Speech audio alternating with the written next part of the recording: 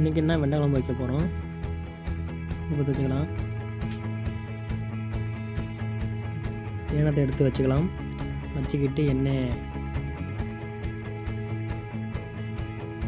ஊற்றலாம். இல்லைன்னா தான் ஊற்றிங்க. பூண்டு ஊற்றிக்கோங்க.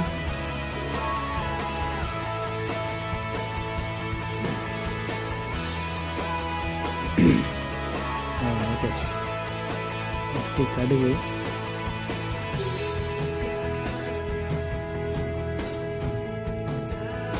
பொரிய ஆரம்பிச்சு கடுகு.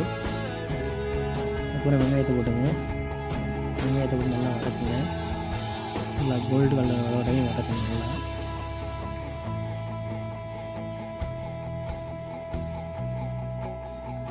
நல்லா தக்காளி வதக்கியாச்சு. தக்காளி